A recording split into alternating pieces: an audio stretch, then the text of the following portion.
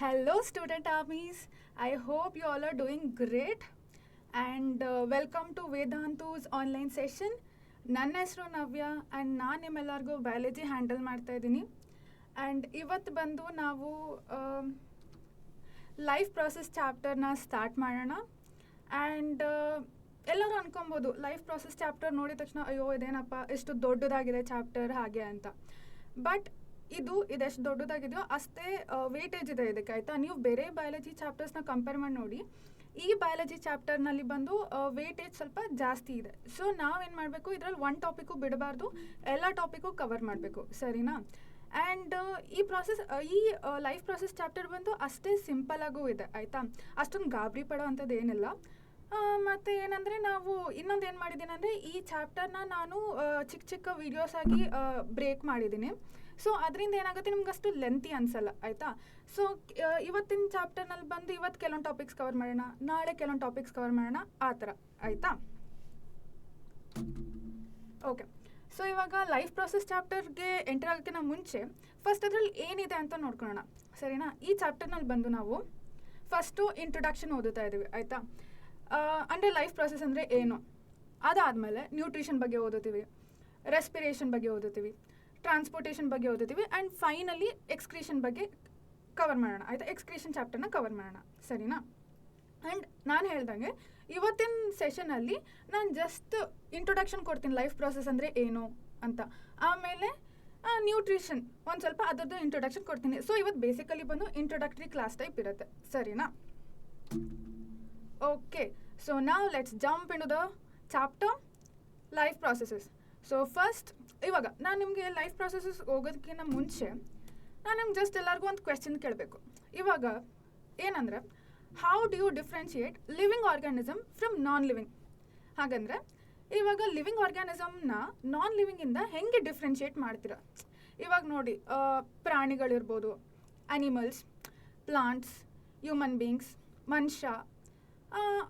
On the other hand ಇವಾಗ ball ಇರ್ಬೋದು, bench ಇರ್ಬೋದು, ಗೇಟ್ ಇರ್ಬೋದು. ಬಾಲ್, ಬೆಂಚ್, ಗೇಟ್ ಎಲ್ಲ ನಾವೇನಂತೀವಿ, ನಾನ್ ಲಿವಿಂಗ್ ಅಂತೀವಿ. ಬಟ್ ಮನುಷ್ಯನ್ನ, ಪ್ರಾಣಿಗಳನ್ನ ಏನಂತೀವಿ, ಅವ್ರನ್ನ ಲಿವಿಂಗ್, ಅಂದರೆ ಅದರಲ್ಲಿ ಜೀವ ಇದೆ ಅಂತ ಕನ್ಸಿಡರ್ ಮಾಡ್ತೀವಿ. ಯಾಕೆ ಅಂದರೆ ನಾವು ಸಡನ್ನಾಗಿ ಫಸ್ಟ್ ನಮ್ಮ ಮೈಂಡಿಗೆ ಬರೋದೇ ಅದು. ಆ ಮನುಷ್ಯ ಬಂದು ವಾಕ್ ಮಾಡ್ಬೋದು, ಮತ್ತು ಮಾತಾಡ್ತಾರೆ, ಅವ್ರ ಪಡಗೋರು ಒಂದು ಜಾಗದಿಂದ ಇನ್ನೊಂದು ಜಾಗಕ್ಕೆ ಹೋಗ್ಬೋದು ಅಲ್ವಾ. ಸೊ ಅಂದರೆ ಏನಂದರೆ ಇವರಲ್ಲಿ ಮೂವ್ಮೆಂಟ್ ಇದೆ, ಬಟ್ ನಾನ್ ಲಿವಿಂಗ್ನಲ್ಲಿ ಮೂವ್ಮೆಂಟ್ ಇಲ್ಲ. ಸೊ ಅದಕ್ಕೆ ನಾವು ಕನ್ಸಿಡರ್ ಮಾಡ್ತೀವಿ, ಇವರಲ್ಲಿ ಮೂವ್ಮೆಂಟ್ ಇರೋದ್ರಿಂದ ನಾವು ಏನಂತ ಅನ್ಕೊತೀವಿ, ಓಕೆ ಮೂವ್ಮೆಂಟ್ ಇರೋದಕ್ಕೆ ನಾವು ಹೇಳ್ತೀವಿ ಏನಂತ, ಈ ಮನುಷ್ಯದಲ್ಲಿ ಜೀವ ಇದೆ ಅಂತ, ಸರಿನಾ.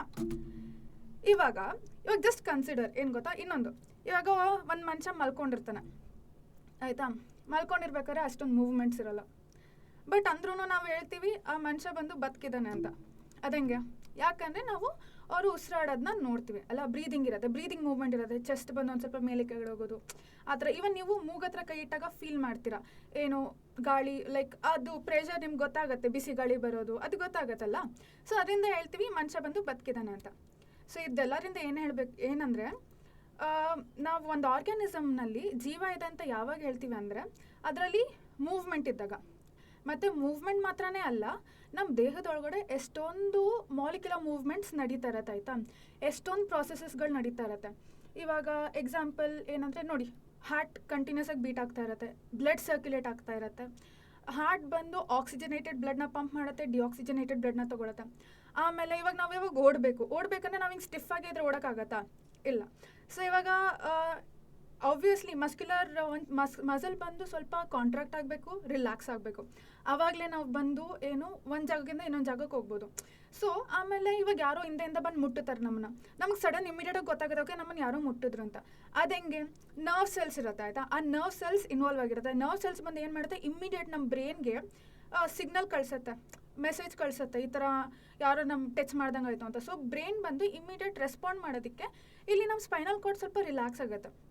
ಸೊ ನಾವು ಇಮ್ಮಿಡಿಯೇಟ್ ಟರ್ನ್ ಮಾಡಿ ನೋಡ್ತೀವಿ ಯಾರದು ಅಂತ. ಸೊ ಈ ಥರ ನಾವು ಅದಂತನೇ ಅಲ್ಲ, ಇವಾಗ ನಾವು ಊಟ ಮಾಡಿರೋದು ಅದು ಡೈಜೆಸ್ಟ್ ಆಗಬೇಕಲ್ಲ. ಇವಾಗ ಫಾರ್ ಎಕ್ಸಾಂಪಲ್ ನೀವು ಬಂದು ಅನ್ನ ತಿಂದಿದ್ದೀರಾ, ಅನ್ನ ಏನದು ಸ್ಟಾರ್ಚ್ ಆಗಿರುತ್ತೆ, ಆಮೇಲೆ ಬಟ್ ಹೋಗ್ತಾ ಹೋಗ್ತಾ ಅದೇನೋ ಕಾರ್ಬೋಹೈಡ್ರೇಟ್ ಆಗಿ ಬ್ರೇಕ್ ಡೌನ್ ಆಗುತ್ತೆ, ಗ್ಲೂಕೋಸ್ ಆಗಿ ಇರುತ್ತೆ. ಆ ಗ್ಲೂಕೋಸ್ ನಮ್ಗೆ ಎಷ್ಟು ಎನರ್ಜಿ ಬೇಕೋ ಅಷ್ಟು ಯೂಸ್ ಮಾಡ್ತೀವಿ, ಆಮೇಲೆ ಮಿಕ್ಕಿದ್ದು ಜಾಸ್ತಿ ಇದ್ರೆ ಅದನ್ನ ಈವನ್ ನಮ್ಮ ಬಾಡಿ ಸೇವ್ ಮಾಡುತ್ತೆ. ಸೊ ಏನಂದರೆ ನಮ್ಮ ದೇಹದಲ್ಲಿ ಎಷ್ಟೊಂದು ಪ್ರಾಸೆಸಸ್ ನಡೀತಾ ಇರುತ್ತೆ ಆಯಿತಾ. ಮತ್ತು ಈ ಎಲ್ಲ ಪ್ರಾಸೆಸಸ್ಸು ಹೆಂಗೆ ಅಂದರೆ ಸೈಮಲ್ಟೇನಿಯಸ್ ಆಗಿ ಒಂದು ಮುಗಿದ ಮೇಲೆ ಇನ್ನೊಂದು ಅಂತಲ್ಲ, ಎಲ್ಲ ಜೊತೆಗೇನೆ ಪ್ರಾಸೆಸಸ್ಗಳು ನಡೀತಾ ಇರುತ್ತೆ ಆಯಿತಾ. ಸೊ ಈ ಪ್ರಾಸೆಸಸ್ಗಳಿಂದಾನೇ ನಮ್ಮ ದೇಹಕ್ಕೆ ಒಂದು ಜೀವ ಅನ್ನೋದಿದೆ, ಸರಿನಾ. ಸೊ ಲೈಫ್ ಪ್ರಾಸೆಸಸ್ ಬಂದು ತುಂಬ ಮುಖ್ಯ ಇದ್ದು. ಸೊ ಅದಕ್ಕೆ ನಮಗೆ ಇಟ್ ಇಸ್ ಇಂಪಾರ್ಟೆಂಟ್ ದಟ್ ನಾವು ಈ ಚಾಪ್ಟರ್ನ ಚೆನ್ನಾಗಿ ಅರ್ಥ ಮಾಡ್ಕೊಬೇಕು. ನಮ್ಮ ದೇಹದಲ್ಲಿ ಏನೇನು ಪ್ರಾಸೆಸಸ್ಗಳಿಂದ ನಡೀತದೆ, ಯಾವ ಪ್ರಾಸೆಸ್ ಇವಾಗ ಇನ್ ಕೇಸ್ ಅದು ವರ್ಕ್ ಆಗಲಿಲ್ಲ ಅಂದರೆ ಏನಾಗುತ್ತೆ, ಸೊ ಅದೆಲ್ಲ ಇಂಪಾರ್ಟೆಂಟ್. ಸೊ ಇವತ್ತಿನ ಚಾಪ್ಟರ್ನಲ್ಲಿ ನಾವು ಜಸ್ಟ್ ಇಂಟ್ರೊಡಕ್ಷನ್ ಹೇಳ್ದಲ್ಲ, ಇಂಟ್ರೊಡಕ್ಷನ್ ಮತ್ತು ನ್ಯೂಟ್ರಿಷನ್ ಬಗ್ಗೆ ಜಸ್ಟ್ ಬ್ರೀಫ್ ಇಂಟ್ರೊಡಕ್ಷನ್ ಕೊಡ್ತೀನಿ, ಸರಿನಾ. ಓಕೆ, ಸೊ ಇವಾಗ ಯಾರಾದರೂ ಬಂದು what is life process define ಮಾಡು ಅಂತ ಕೇಳಿದ್ರೆ ಏನು ಹೇಳಬೇಕಂದ್ರೆ, see here the processes that are carried out by living organism. See, the processes which is carried out by living organism to achieve optimum health and sustain a life. ಏನು ಹೇಳ್ತಾ ಇದ್ದಾರೆ ಅಂದರೆ, ನಮ್ಮ ಲಿವಿಂಗ್ ಆರ್ಗ್ಯಾನಿಸಮ್ಗೆ ಲೈಫ್ ಇದೆ ಅಂದರೆ ಹೆಂಗೆ ಜೀವ ಇದೆ ಅಂತ ಹೆಂಗೆ ಹೇಳ್ತೀವಿ, ಪ್ರಾಸೆಸಸ್ಗಳು ನಡೀತಾ ಇರುತ್ತೆ ಅಲ್ವಾ. ಆ ಪ್ರಾಸೆಸಸ್ ಏನಕ್ಕೆ ಹೆಲ್ದಿಯಾಗಿ ನಡಿಬೇಕು, ಇಲ್ಲಾಂದರೆ ಇವಾಗ ಫಾರ್ ಎಕ್ಸಾಂಪಲ್ ಏನಂದರೆ, ಇವಾಗ ಎಕ್ಸಾಂಪಲ್ ಡೈಜೆಸ್ಟಿವ್ ಸಿಸ್ಟಮ್, ನಾವು ಊಟ ತಿಂತೀವಿ, ಊಟ ಡೈಜೆಸ್ಟ್ ಆಗಲ್ಲ, ಏನಾಗುತ್ತೆ ಆ ಪರ್ಸನ್ ಬಂದು ಇಂಡೈಜೆಷನಿಂದ ಸಫರ್ ಆಗ್ತಾನೆ, ಆಮೇಲೆ ಅವ್ನಿಗೆ ಎನರ್ಜಿನೂ ಸಿಗಲ್ಲ ಅಲ್ವಾ. ಸೊ ಈ ಥರ ಒಂದು ಪ್ರಾಸೆಸ್ ಸರಿ ಫಂಕ್ಷನ್ ಆಗಲಿಲ್ಲ ಅಂದ್ರೂ ನಾವು ಹುಷಾರು ಬೀಳೋ ಚಾನ್ಸಸ್ ಜಾಸ್ತಿ, ಲೈಕ್ ನಮಗೆ ತುಂಬ ಬಾಡಿಗೆ ತುಂಬ ಹಾರ್ಮ್ ಆಗುತ್ತೆ ಆಯಿತಾ. So it is important that ಎಲ್ಲ ಪ್ರಾಸೆಸಸ್ಗಳು simultaneously it should function properly. ಎಲ್ಲ ಪ್ರಾಸೆಸಸ್ಗಳು ಚೆನ್ನಾಗಿ ಫಂಕ್ಷನ್ ಆಗಬೇಕು, ಆವಾಗಲೇ ನಾವು ಬಂದು ಹೆಲ್ದಿಯಾಗಿ ಸ್ಟ್ರಾಂಗ್ ಆಗಿರ್ತೀವಿ and we will sustain a beautiful life ಆಯಿತಾ. ನೆಕ್ಸ್ಟ್, ಸೊ ಇವಾಗ ಒಂದು ಕ್ವೆಶ್ಚನ್ ಜಸ್ಟ್ ಏನಂದರೆ, ಓಕೆ ಇದು ರೆಕಾರ್ಡೆಡ್ ಸೆಷನ್ ಅಲ್ವಾ, ಇನ್ನೊಂದು ಏನು ಹೇಳಬೇಕಂದ್ರೆ ಇದು ಬಂದು ರೆಕಾರ್ಡೆಡ್ ಸೆಷನ್, ನಾನಿವಾಗ ರೆಕಾರ್ಡ್ ಮಾಡಿ ಅಪ್ಲೋಡ್ ಮಾಡಿರ್ತೀನಿ. ಇನ್ ಕೇಸ್ ನಿಮ್ಗೆ ಏನಾದರೂ ಡೌಟ್ಸ್ ಇತ್ತು ಅಂದರೆ ಕಮೆಂಟ್ ಸೆಷನಲ್ಲಿ ನೀವು ಟೈಪ್ ಮಾಡಿಟ್ಟಿರಿ, ನಾನು ಬಂದು ನಿಮ್ಮ ಡೌಟ್ಸ್ನೆಲ್ಲ ಕ್ಲಿಯರ್ ಮಾಡ್ತೀನಿ, ಸರಿನಾ. ಸೊ ಇವಾಗ ಜಸ್ಟ್ ಒಂದು ಕ್ವೆಶ್ಚನ್ ಏನಂದರೆ, ನೀವು ವಿಡಿಯೋ ಪಾಸ್ ಮಾಡಿಬಿಟ್ಟು ಆನ್ಸರ್ ಯೋಚನೆ ಮಾಡಿ ಆ್ಯಂಡ್ ಆನ್ಸರ್ ಮಾಡಿ ಕರೆಕ್ಟಾ ತಪ್ಪಾ ಹೆಂಗೆ ನೀವು ಆಮೇಲೆ ಆನ್ಸರ್ ಚೆಕ್ ಮಾಡ್ಕೊಬೋದು, ನೀವು ಅದು ಕರೆಕ್ಟ್ ಹೇಳಿದ್ದೀರಾ ತಪ್ಪು ಹೇಳಿದ್ದೀರಾ ಅಂತ. ಸೊ ಇಲ್ಲಿ ಏನು ಕ್ವೆಶ್ಚನ್ ಅಂದರೆ, do all organism carry out life processes such as nutrition, respiration, ಏನು ಎಲ್ಲ ಆರ್ಗ್ಯಾನಿಸಮ್ ಕ್ಯಾರಿ ಆನ್ ಮಾಡುತ್ತಾ, ಲೈಕ್ ಪಾಸ್ ಮಾಡಿ ಆನ್ಸರ್ ಮಾಡಿ. ಎಸ್, ಆಲ್ ಲಿವಿಂಗ್ ಆರ್ಗ್ಯಾನಿಸಮ್, ನಾನು ಹೇಳ್ದಲ್ಲ ಇದುವರೆಗೆ ಏನು ಹೇಳಿದೆ, ಎಲ್ಲ living organism they carry out life processes ಆಯಿತಾ. ಆ್ಯಂಡ್ ಲೈಫ್ ಪ್ರಾಸೆಸಸ್ ನಮ್ಮ ದೇಹದಲ್ಲಿ ಮಾಲಿಕ್ಯುಲರ್ ಮೂವ್ಮೆಂಟ್ ಇದ್ರೇ ನಮಗೆ ಜೀವ ಇರುತ್ತೆ ಆಯಿತಾ. ಇಲ್ಲ ಅಂದರೆ ಇವಾಗ ಒಂಚೂರು ಎಲ್ಲರೂ ಒಂಚೂರು ಏನು ಹೇಳೋದು, ಒಂದು ಪ್ರಾಸೆಸ್ ಸರಿ ಆಗಲಿಲ್ಲ ಅಂದ್ರೂ ನಮ್ಮ ಬಾಡಿನಲ್ಲಿ ತುಂಬ ಲೈಕ್ ಒಂದೊಂದು ಪ್ರಾಸೆಸಸ್ ಇದು ಇಂಟರ್ಡಿಪೆಂಡೆಂಟ್ ಆಯಿತಾ. ಒಂದು ಸರಿ ವರ್ಕ್ ಆಗಲಿಲ್ಲ ಅಂದ್ರೂ ನಮ್ಮ ಬಾಡಿಗೆ ತುಂಬ ಹಾರ್ಮ್ ಕಾಸ್ ಆಗುತ್ತೆ.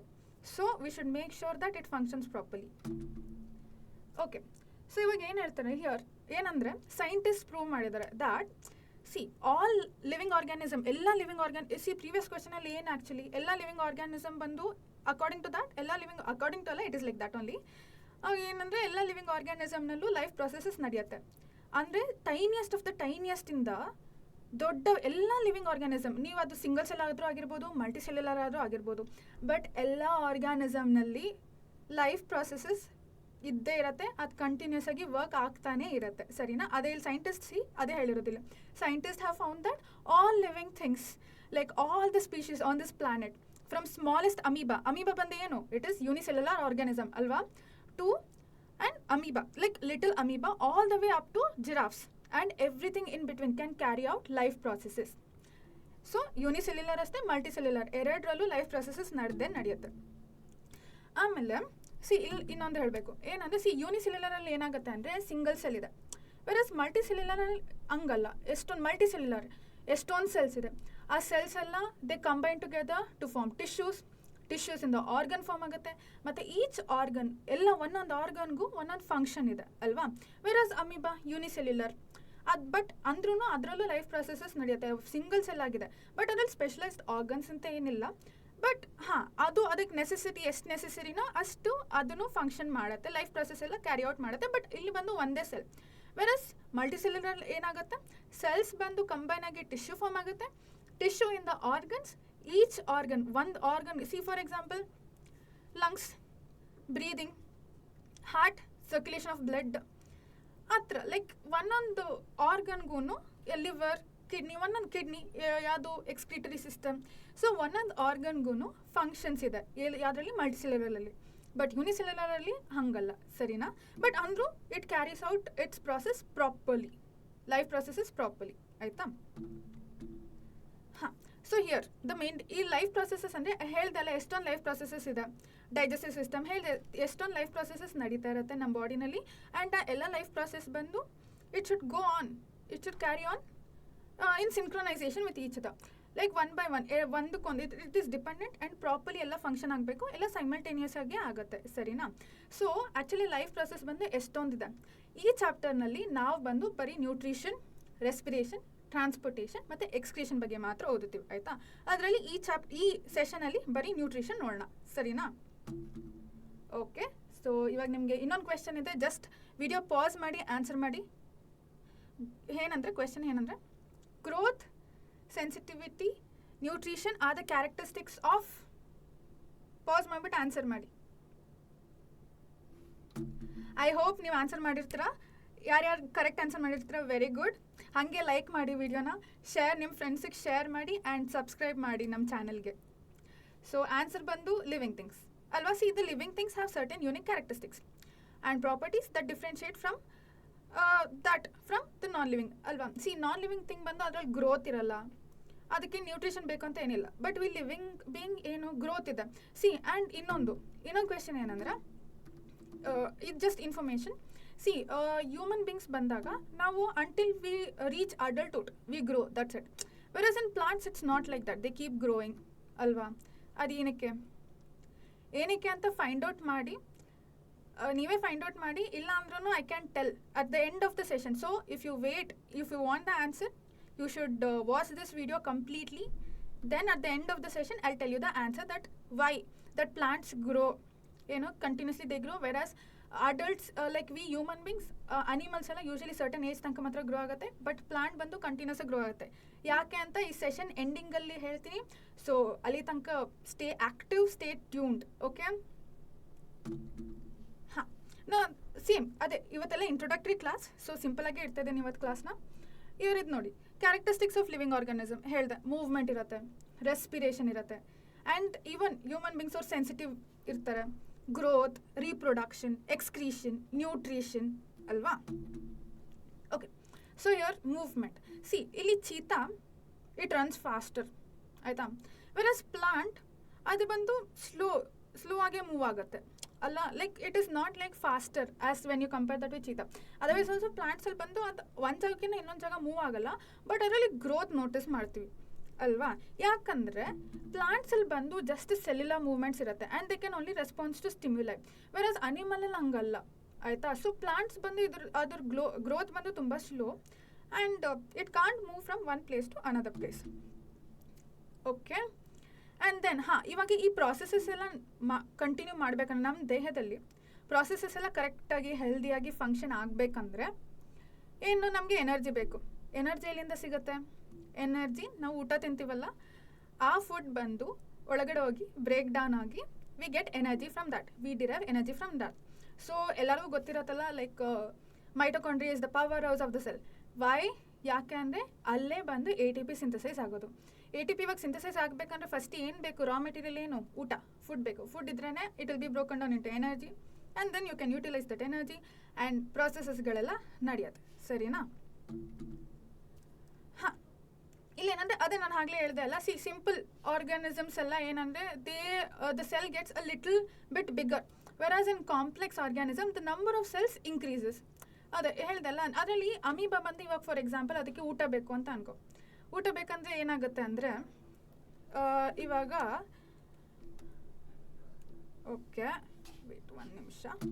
ಹಾಂ, ಇವಾಗ ಅಮೀಬಾಗೆ ಊಟ ಬೇಕು ಅಂದರೆ ಇವಾಗ ಊಟ ತೊಗೊಬೇಕು. ನಾನು ಸಿಂಪಲಾಗಿ ಹೇಳ್ತಾ ಇದ್ದೀನಿ, ಆಯಿತಾ? ಸೊ ದಟ್ ಇದು ನೀವು ಮರಿ ಕೂಡುದು ನಾನು ಎಕ್ಸ್ಪ್ಲೇನ್ ಮಾಡೋದನ್ನ. ಇವಾಗ ಅಮೀಬಾಗೆ ಹೊಟ್ಟೆ ಆಗಿದೆ, ಊಟ ಬೇಕು. ಅದರಲ್ಲಿ ಒಂದೇ ಸೆಲ್ ಇದೆ. ಅದು ಸೆಲ್ ಏನಾಗುತ್ತೆ ಅಂದರೆ ಇವಾಗ ಇದು ಸೆಲ್, ಇಲ್ಲಿ ಊಟ ಇದೆ, ಅದು ಡ್ರ್ಯಾಗ್ ಹಾಕೊಂಡು ಇದು ಸೆಲ್, ಆಯಿತಾ? ಇದು ಸೆಲ್ ಓಪನ್ ಇದೆ, ಇದು ಊಟ, ನಂದು ಈ ಫಿಂಗರ್ ಬಂದು ಊಟ, ಆಯಿತಾ? ಏನಾಗುತ್ತೆ ಅಂದರೆ ಅದು ಮೂವ್ ಹಾಕೊಂಡು ಹತ್ರ ಹೋಗುತ್ತೆ. ಹತ್ರ ಹೋದ್ಮೇಲೆ ಏನಾಗುತ್ತೆ, ಇಂಕ್ ಫಾರ್ಮ್ ಆಗುತ್ತೆ, ಓಪನ್ ಇಂಕ್ ಫಾರ್ಮ್ ಆಗುತ್ತೆ. ಈ ಥರ ಒಂಚೂರು ಒಳಗಡೆ ಹೋಗಿದೆ ನೋಡಿ, ಇದಕ್ಕೆ ಸೂಡೋಪೋಡಿಯಾ ಅಂತ. ಆಮೇಲೆ ಏನು ಮಾಡುತ್ತೆ, ಇದನ್ನ ಹಿಂಗೆ ಎನ್ಗಲ್ಫ್ ಮಾಡುತ್ತೆ. ಎನ್ಗಲ್ಫ್ ಮಾಡಿ ಒಳಗಡೆ ಒಂದು ವ್ಯಾಕ್ಯೂಲ್ ಫಾರ್ಮ್ ಆಗುತ್ತೆ. ಆ ವ್ಯಾಕ್ಯೂಲ್ ಇಲ್ಲಿ ಹಿಂಗೆ ಒಳಗಡೆ ಬಂದು ವ್ಯಾಕ್ಯೂಲ್ ಫಾರ್ಮ್ ಆಗುತ್ತೆ. ಅದು ಫಾರ್ಮ್ ಆದಮೇಲೆ ಒಳಗಡೆ ಬಂದು ಅದು ಡೈಜೆಸ್ಟ್ ಆಗುತ್ತೆ. ಡೈಜೆಸ್ಟ್ ಆದಮೇಲೆ ಅದರಿಂದ ಅದು ಎನರ್ಜಿ ಯುಟಿಲೈಸ್ ಮಾಡುತ್ತೆ, ಆಯಿತಾ. ಊಟನ ತಗೊಳುತ್ತೆ, ಇಂಜೆಸ್ಟ್ ಮಾಡುತ್ತೆ ಒಳಗಡೆ. ಫಸ್ಟ್ ಡೈಜೆಷನ್ ನಡೆಯುತ್ತೆ, ಆಮೇಲೆ ಇಂಜೆಸ್ಟ್ ಮಾಡುತ್ತೆ, ಆಯಿತಾ.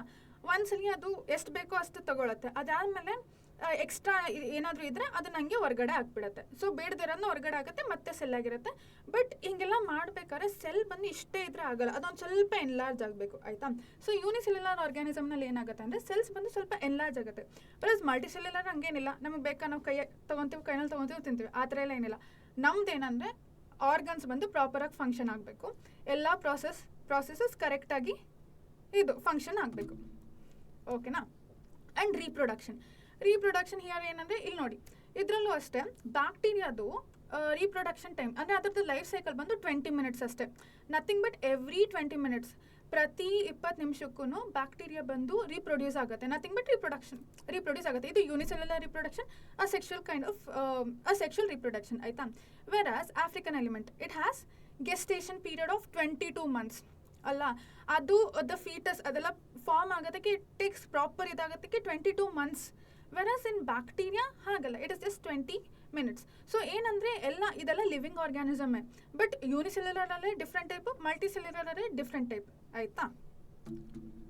ಆ್ಯಂಡ್ ನೆಕ್ಸ್ಟ್ ಇನ್ನೊಂದೇನಂದರೆ ಎಕ್ಸ್ಕ್ರೀಷನ್. ಇವಾಗ ನಾವು ಊಟ ತಿಂತೀವಿ, ಮೇನ್ ಬಂದು ನೋಡಿ ನಮ್ಮ ಸ್ಮಾಲ್ ಇಂಟೆಸ್ಟೈನಲ್ಲಿ ಎಲ್ಲ ನ್ಯೂಟ್ರಿಯೆಂಟ್ಸ್ ಅಬ್ಸಾರ್ಬ್ ಆಗುತ್ತೆ, ಬ್ಲಡ್ಡಲ್ಲಿ ಸರ್ಕ್ಯುಲೇಟ್ ಆಗುತ್ತೆ, ಯಾವ ಜಾಗಕ್ಕೆ ಬೇಕೋ ಅಲ್ಲಿ ಹೋಗುತ್ತೆ ನ್ಯೂಟ್ರಿಯೆಂಟ್ಸ್ನ. ಮತ್ತು ಮಿಕ್ಕಿದ ವೇಸ್ಟ್ ಬೇಡದೇ ಇರೋದು ಲಾರ್ಜ್ ಇಂಟೆಸ್ಟೈನ್ ಹಾಗೆ ಮೂವ್ ಆಗುತ್ತೆ. ಲಾರ್ಜ್ ಇಂಟೆಸ್ಟೈನಲ್ಲಿ ವಾಟರ್ ಸ್ವಲ್ಪ ಇನ್ನೂ ಅಬ್ಸಾರ್ಬ್ ಆಗುತ್ತೆ. ಅದಾದಮೇಲೆ it will be waste product, ಯಾವ್ದು ನಮ್ಮ ದೇಹಕ್ಕೆ ಬೇಡ, that will be excreted out through anus, ಆಯಿತಾ. That is called as excretion process. Nothing but excretion is a process by which the metabolic waste are eliminated from an organism, ಸರಿನಾ. ಆಮೇಲೆ but in vertebrates ಹತ್ರ ಏನು facility ಇಲ್ಲ. ಅದರಲ್ಲಿ ಹೆಂಗೆ ಮಾಡುತ್ತೆ ಅಂದರೆ excretion takes place primarily through kidneys. In vertebrates, that's it. In vertebrates, excretion takes place primarily through kidney, lungs and skin. Sarina? Okay, so now let's jump into the nutrition part. ಹೇಳ್ದೆ ಅಲ್ಲ, like ಇವಾಗ ನಮ್ಮ ದೇಹದಲ್ಲಿ ಎಷ್ಟೊಂದು processes ನಡೀತಾ ಇದೆ, ಅದೆಲ್ಲ like ಪ್ರಾಪರಾಗಿ function ಆಗಬೇಕಂದ್ರೆ ಫಸ್ಟ್ ನಮ್ಗೆ ಏನು ಬೇಕು, ಎನರ್ಜಿ ಬೇಕು. ಎನರ್ಜಿ ನಮ್ಗೆ ಎಲ್ಲಿಂದ ಸಿಗ್ತದೆ, ನ್ಯೂಟ್ರಿಷನಿಂದ ಸಿಗುತ್ತೆ, ಸರಿನಾ. So what is nutrition? It is basically taking in of food by an organism and its utilization by the body for various life processes, ಓಕೆನಾ. ಸೊ ಇಲ್ಲೇನಂದರೆ the way how we like how that food is broken down, that entire process and how we are utilizing it, that ಅದನ್ನು ಏನಂದರೆ nutrition ಅಂತಾರೆ. ನಾವು ನಮ್ಮ ಊಟ ಹೆಂಗೆ like ಊಟ ತಿಂತೀವಲ್ಲ, ಅದು ಹೆಂಗೆ ಬ್ರೇಕ್ ಡೌನ್ ಆಗುತ್ತೆ, ಅದರಿಂದ ಹೆಂಗೆ ಯುಟಿಲೈಸ್ ನಮ್ಮ ಬಾಡಿ ಹೆಂಗೆ ಅದನ್ನು ಯುಟಿಲೈಸ್ ಮಾಡ್ಕೊಳುತ್ತೆ, ಅದನ್ನು ಬಂದು ನ್ಯೂಟ್ರಿಷನ್ ಅಂತ ಅಂತೀವಿ ಆ ಪ್ರಾಸೆಸ್ಗೆ, ಆಯಿತಾ. ಸೊ ನ್ಯೂಟ್ರಿಷನಲ್ಲಿ 2 modes of nutrition, 2 mode of nutrition ಇದೆ. ಒಂದು ಬಂದು ಆಟೋಟ್ರೋಫಿಕ್, ಇನ್ನೊಂದು ಬಂದು ಹೆಟಿರೋಟ್ರೋಫಿಕ್. ಆಟೋಟ್ರೋಫಿಕ್, ಆಟೋ ಅಂದರೆ ಅದೇ ಸೆಲ್ಫ್, ಹೆಟಿರೋ ಅಂದರೆ ಇಟ್ಸ್ ನಾಟ್ ಸೆಲ್ಫ್, ಆಯಿತಾ. Opposite of that of auto. Heterotrophic like for example green plants ಮತ್ತು bacteria follow autotrophic mode of nutrition. ಅಂದರೆ ಏನಂದರೆ they prepare their own food. ಅವರು ಲೈಕ್ ಅದು ಇನ್ನೊಂದು ಆರ್ಗ್ಯಾನಿಸಮ್ ಮೇಲೆ ಡಿಪೆಂಡ್ ಆಗಿಲ್ಲ ಊಟಕ್ಕೆ. ಇದು ಗ್ರೀನ್ ಪ್ಲಾಂಟ್ಸ್ ಏನು ಮಾಡುತ್ತೆ, ಫೋಟೋಸಿಂಥಸಿಸ್ ಪ್ರೊಸೆಸ್ ನಡೆಯುತ್ತೆ ಲೀವ್ಸಲ್ಲಿ, ಗೊತ್ತಲ್ಲ, ಅದರಿಂದ ಅದಕ್ಕೆ ಊಟ ಸಿಗುತ್ತೆ. ಸೊ ಅದ್ರ ಊಟ ಅದೇ ಪ್ರಿಪೇರ್ ಮಾಡ್ಕೊತ ಇದೆ ಲೀಫಲ್ಲಿ. ವೆರಾಸ್ ಇನ್ ಹೆಟೋಟ್ರೋಫಿಕ್ ಹಂಗಲ್ಲ, ಲೈಕ್ ಅನಿಮಲ್ಸ್, ಫಂಗೈ ಅದೆಲ್ಲ ಏನಂದರೆ ಇನ್ನೊಂದು ಆರ್ಗ್ಯಾನಿಸಮ್ ಮೇಲೆ ಡಿಪೆಂಡ್ ಆಗಿದೆ ಅದ್ರ ಊಟಕ್ಕೆ, ಅಲ್ವಾ.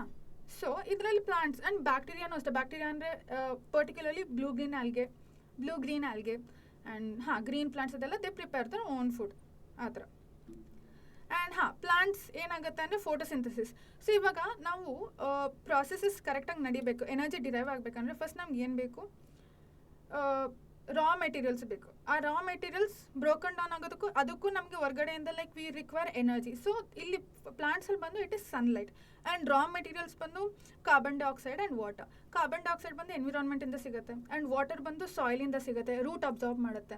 ಅದ್ರ ಜೊತೆ ಅದಕ್ಕೆ ಕೆಲವೊಂದು ಮಿನರಲ್ಸು ಸಿಗುತ್ತೆ, ಸರಿನಾ. ಆ್ಯಂಡ್ ಏನಾಗುತ್ತೆ, ಕಾರ್ಬನ್ ಡೈಆಕ್ಸೈಡ್ ಬಂದು ಕಾರ್ಬೋಹೈಡ್ರೇಟಾಗಿ ಕನ್ವರ್ಟ್ ಆಗುತ್ತೆ, ನಥಿಂಗ್ ಬಟ್ ಶುಗರಾಗಿ ಕನ್ವರ್ಟ್ ಆಗುತ್ತೆ in the presence of sunlight. And ಇದೆಲ್ಲ ಎಲ್ಲಿ ನಡೆಯುತ್ತೆ, ಲೀಫಲ್ಲಿ ನಡೆಯುತ್ತೆ. ಯಾಕೆ, ಲೀಫಲ್ಲಿ ಬಂದು ಕ್ಲೋರೋಪ್ಲಾಸ್ಟ್ ಡಾಮಿನೆಂಟ್ ಆಗಿದೆ. ಆಯಿತಾ. ಆಮೇಲೆ ಅದರಲ್ಲಿ ಬಂದು ಕ್ಲೋರೋಫಿಲ್ ಪಿಗ್ಮೆಂಟ್ ಇದೆ. ಈ ಪಿಗ್ಮೆಂಟ್ ಬಂದು ತುಂಬ ಇಂಪಾರ್ಟೆಂಟ್ ರೋಲ್ ಪ್ಲೇ ಮಾಡುತ್ತೆ ಫೋಟೋಸಿಂಥಸಿಸಲ್ಲಿ. ಸೊ ಈ ಪ್ರಾಸೆಸ್ ಕರೆಕ್ಟಾಗಿ ನಡೆದ್ರೇ ಗಿಡಕ್ಕೆ ಊಟ ಸಿಗುತ್ತೆ. ಅದಕ್ಕೆ ಊಟ ಸಿಕ್ಕಿದ್ರೆ ಹೆಲ್ದಿಯಾಗಿರುತ್ತೆ, ಗ್ರೀನ್ ಆಗಿರುತ್ತೆ, ಆ್ಯಂಡ್ ಅದರಿಂದ ನಮಗೂ ಫ್ರೂಟ್ ಸಿಗುತ್ತೆ ಆ್ಯಂಡ್ ಫ್ಲವರ್ಸ್ ಸಿಗುತ್ತೆ ಹಾಗೆ. ಓಕೆ, ಅದು ಇದು ಯಾವುದು ಆಟೋಟ್ರೋಫಿಕ್ ಮೋಡ್ ಆಫ್ ನ್ಯೂಟ್ರಿಷನ್. ಇವಾಗ ಹೆಟ್ರೋಟ್ರೋಪ್ಸ್, ಕೆಲವೊಂದು ಆರ್ಗ್ಯಾನಿಸಮ್ ಹೆಂಗೆ ಅಂದರೆ ಅದಕ್ಕೆ ಜಸ್ಟ್ ಅದಾಗದೇ ಫುಡ್ ಪ್ರಿಪೇರ್ ಆಗೋಲ್ಲ, ಅದು ಬೇರೆದ್ರ ಮೇಲೆ ಡಿಪೆಂಡ್ ಆಗುತ್ತೆ. ಆಮೇಲೆ ಅದ್ರ ಫುಡ್ ಹೆಂಗಿರುತ್ತೆ ಅಂದರೆ ಕಾರ್ಬನ್ ಬೇಸ್ಡ್ ಇರುತ್ತೆ. So like depending upon the complexity of the carbon source, different organism use different kind of nutrition. ಇದರಲ್ಲಿ ಹೆಟ್ರೋಟ್ರೋಪ್ಸ್ ಬಂದು ಸ್ವಲ್ಪ ಕಾಂಪ್ಲೆಕ್ಸ್ ಆಯಿತಾ. ಎಲ್ಲದಕ್ಕೂ ಲೈಕ್ ಪ್ಲಾಂಟ್ಸಲ್ಲಿ ಅಂದರೆ ಒಂದು photosynthesis that is fixed. But ಹೆಟ್ರೋಟ್ರೋಪ್ಸಲ್ಲಿ ಹಂಗಲ್ಲ, ಏನಂದರೆ ಅವ್ರು ಕಾರ್ಬನ್ ಬೇಸ್ಡೇ ಪ್ರಿಫರ್ ಮಾಡೋದು. ಅದರಲ್ಲೂ ಲೈಕ್ ಬೇಸ್ಡ್ ಆನ್ ಅದು ಎಷ್ಟು ಕಾಂಪ್ಲೆಕ್ಸ್ ಇದೆ, ಆ depending upon the complexity. Again ಅದರಲ್ಲಿ ಹೆಟ್ರೋಟ್ರೋಪ್ಸಲ್ಲಿ there are 3 types. Here again it says the same, we depend on other organism for food. Human being, animals and all. The mode of nutrition in which the organism depends on other organism is called as heterotrophic nutrition. ಆಯಿತಾ. ಇಲ್ಲಿ ಏನಂದರೆ ಈ ಒಂದು organism ಇನ್ನೊಂದು organism ಇಲ್ಲ, it can depend upon ಇದೇನು ಏನದು autotrophs itself for their food ಅಲ್ವಾ. That is called as heterotrophic mode of nutrition. So ನಾನು ಹೇಳಿದೆ ಅಲ್ಲ, depending upon the complexity it is of 3 types: consumer, parasitic, saprophytic. ಕನ್ಸ್ಯೂಮರಲ್ಲಿ ಏನಾಗುತ್ತೆ ಅಂದರೆ, for example we are the best example. ನಾವೇನು ಮಾಡ್ತೀವಿ, first ಊಟ ತಿಂತೀವಿ, ಫಸ್ಟ್ ಇಂಜೆಕ್ಷನ್ ನಡೆಯುತ್ತೆ, ಅದಕ್ಕೆ ಇಂಜೆಕ್ಷನ್ ಅಂತಾರೆ ಆ ಪ್ರೊಸೆಸ್ಗೆ, ಆ್ಯಂಡ್ ದೆನ್ ಡೈಜೆಷನ್ ನಡೆಯುತ್ತೆ, ಡೈಜೆಸ್ಟ್ ಆಗುತ್ತೆ. ವೆರಸ್ ಅದರಲ್ಲಿ ಹರ್ಬಿವೋರಸ್ ಎಕ್ಸಾಂಪಲ್ ಇದೆ, ಕಾರ್ನಿವೋರಸ್ ಇದೆ, ಸ್ಕ್ಯಾವೆಂಜರ್ಸ್ ಇದೆ. ಹರ್ಬಿವೋರಸ್ ಅಂದರೆ ಶಾಕಾಹಾರಿ ಆ್ಯಂಡ್ ಕಾರ್ನಿವೋರಸ್ ಅಂದರೆ ಅದೇ like they are non vegetarians ಅಂತ ಹೇಳ್ಬೋದು. ಆ್ಯಂಡ್ ಸ್ಕ್ಯಾವೆಂಜರ್ಸ್ ಅಂದರೆ ಡೆಡ್ ಪಾರ್ಟಿಕಲ್ಸ್ ಇರುತ್ತಲ್ಲ, ಡೆಡ್ ಅನಿಮಲ್ಸ್, ಅದನ್ನು ತಿನ್ನೋದು ಸ್ಕ್ಯಾವೆಂಜರ್ಸ್, ಸರಿನಾ. ಪ್ಯಾರಾಸಿಟಿಕಲ್ ಏನಾಗುತ್ತೆ ಅಂದರೆ ಇದು ಐದರ್ ಹಿಯರ್ ಏನಂದರೆ ದ ಆರ್ಗ್ಯಾನಿಸಮ್, ಆ ಆರ್ಗ್ಯಾನಿಸಮ್ ಬಂದು either it will live on the other living it can be like inside on like ಏನಂದರೆ ಪ್ಯಾರಾಸೈಟ್ ಬಂದು ಇನ್ನೊಂದು ಆರ್ಗ್ಯಾನಿಸಮ್ ಮೇಲಿರ್ಬೋದು ಇಲ್ಲ ಅದರೊಳಗಡೆ ಇರ್ಬೋದು ಪ್ಯಾರಾಸೈಟ್. ಸ್ಕಿನ್ ಮೇಲಾದರೂ ಇರ್ಬೋದು, ಸ್ಕಿನ್ ಒಳಗಡೆನಾದರೂ ಹೋಗಿ ಪೆನೆಟ್ರೇಟ್ ಆಗ್ಬೋದು. ಆ್ಯಂಡ್ ಇನ್ ಕೇಸ್ ಮೇಲಿದೆಯಾ, ಸ್ಕಿನ್ ಮೇಲಿದೆಯಾ, ಅಲ್ಲಿಂದನೇ ಡಿರೈವ್ ಮಾಡುತ್ತೆ ಊಟನ. ಇನ್ ಕೇಸ್ ಒಳಗಡೆ ಹೋಯ್ತಾ, ಅಲ್ಲಿಂದನೂ ಡಿರೈವ್ ಮಾಡುತ್ತೆ. That is parasite and it is not not healthy for like parasitic. It can cause harm to us, ಆಯಿತಾ. ಇನ್ನೊಂದು ಬಂದು ಸ್ಯಾಪ್ರೋಫೈಟಿಕ್.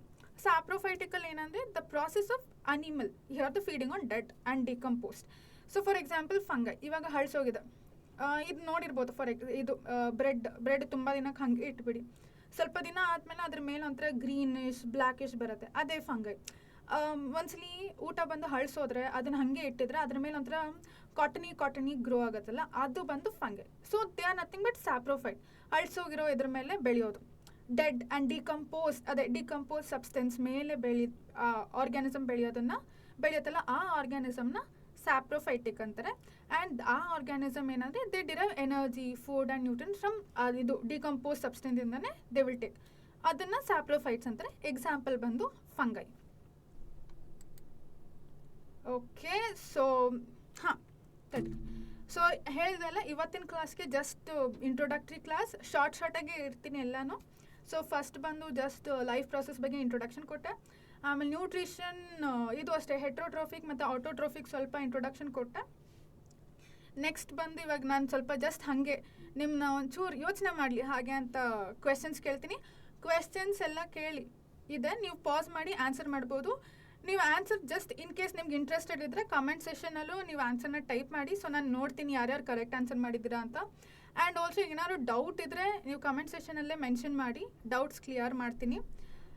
ಆಮೇಲೆ ವೇಟ್ ಮಾಡಿ, ಎಂಡಿಂಗಲ್ಲಿ ನಾನು ಹೇಳ್ತೀನಿ. ಇದು ಗ್ರೀನ್ ಪ್ಲಾಂಟ್ಸ್ ಹೇಳಿದ್ದೆಲ್ಲ, ನಾನು ಆಗಲೇ ಹೇಳಿದ್ದೆಲ್ಲ, ದಟ್ ಗ್ರೀನ್ ಪ್ಲಾಂಟ್ಸ್ ಬಂದು ಗ್ರೋ ಆಗ್ತಾ ಇರುತ್ತೆ. ವೆರಸ್ ಅನಿಮಲ್ಸ್ ಹಂಗಲ್ಲ, ಒಂದು ಅಡಲ್ಟ್ಹುಡ್ ರೀಚ್ ಆದಮೇಲೆ ಪಾಸ್ ಆಗುತ್ತೆ ಅಂತ ಹೇಳಿದ್ದೆಲ್ಲ. ಯಾವ ಸ್ಟೂಡೆಂಟ್ಸ್ ಇಲ್ಲಿ ಎಂಡಿಂಗ್ ತನಕ ವೇಟ್ ಮಾಡ್ತಾರೋ ಅವ್ರಿಗೆ ಆನ್ಸರ್ ಸಿಗುತ್ತೆ ನನ್ನಿಂದಾನೆ. And do like, share and subscribe. Okay, just question ಏನಂದರೆ, which gas is released as a by product of photosynthesis? ಯಾವುದು by product of photosynthesis? Pause and answer. I hope ಎಲ್ಲ correct answer ಮಾಡಿರ್ತೀರಾ. It's oxygen. ಯಾರ್ಯಾರು correct ಹೇಳಿದ್ರೆ ಅವರಿಗೆ very good. Okay, ಇದರಲ್ಲಿ ನಾವು Which is the incorrect statement? Choose, pause your video and can choose it.